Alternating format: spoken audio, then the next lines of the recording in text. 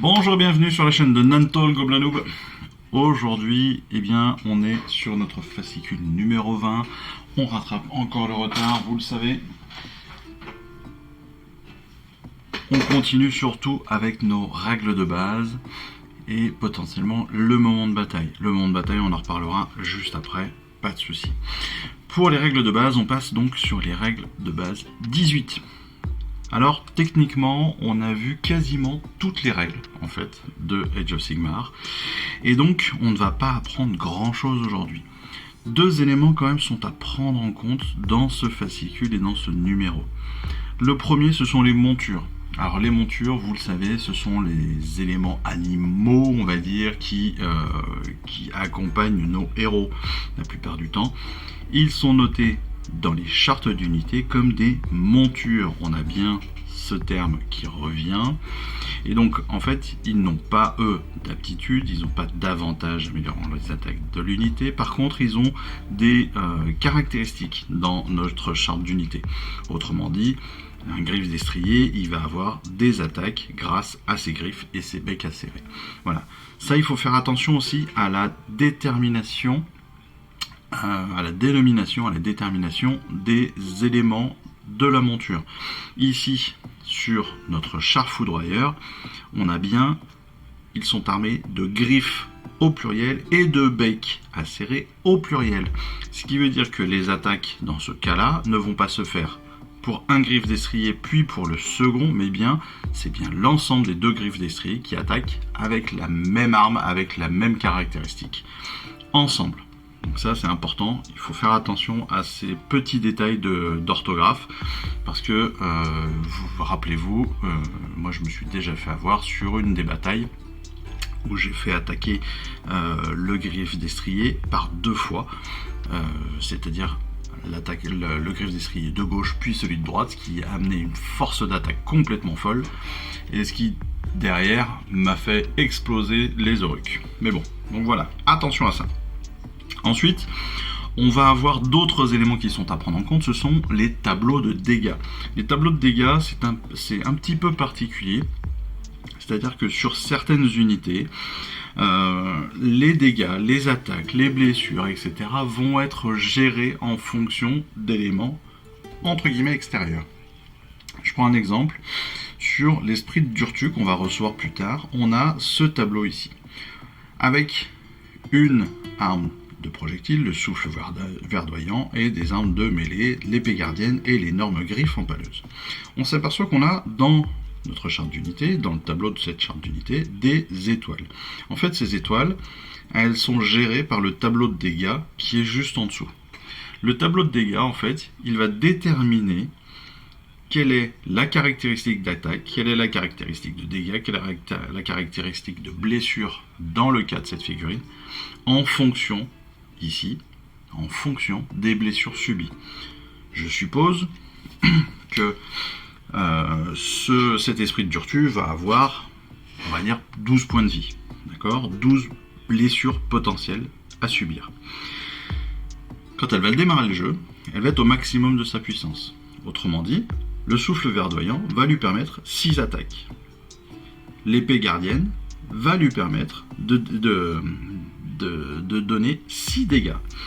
Et l'énorme griffe empaleuse va, elle va blesser sur un 2+. Le truc, c'est que plus cet esprit de Durtu va être blessé, plus il va aller dans le jeu, plus il va se prendre des tartes dans la tête, et plus il va être faible. C'est logique, en fait, plus sa force va diminuer.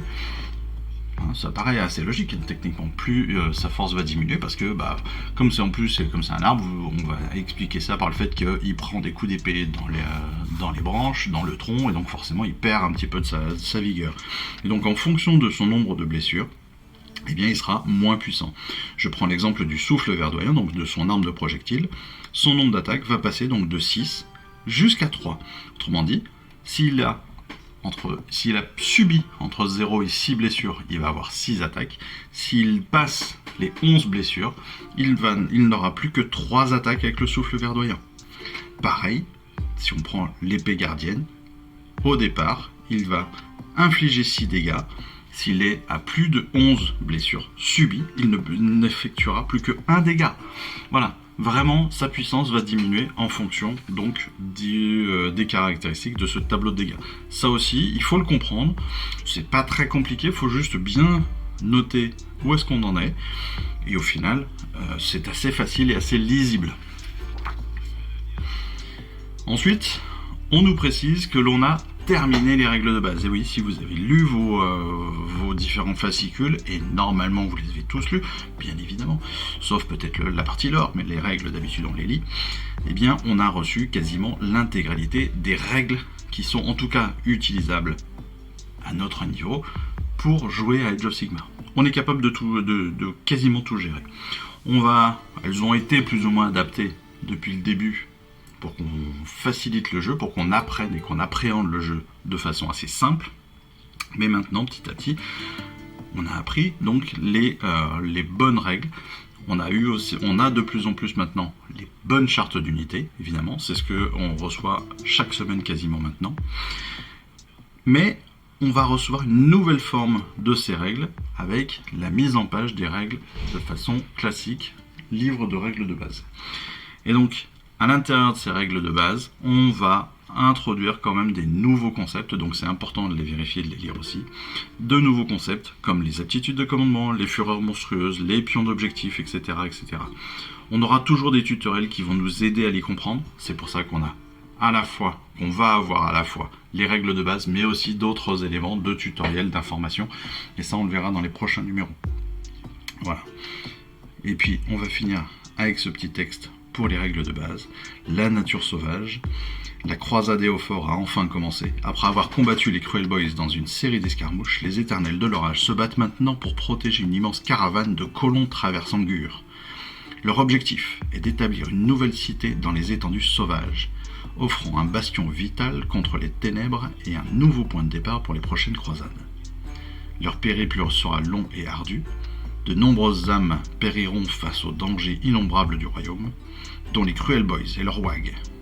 Ces Oruks sournois ne se sont pas laissés abattre par leurs premières échauffourées avec les éternels de l'orage, loin s'en faut. Ces combats ont attisé la soif de sang des Cruel Boys qui se rassemblent dans leurs repères marécageux, pressés de piéger de nouveaux ennemis et de détruire une nouvelle ville. Alors que la croisade Éophore s'enfonce dans la région, les éternels de l'orage sont envoyés en éclaireur pour dégager la route. Ils rencontrent des pierres Oruks et la bataille éclate. Premier véritable affrontement d'une guerre qui embrasera le royaume mortel. Ça annonce que du bon.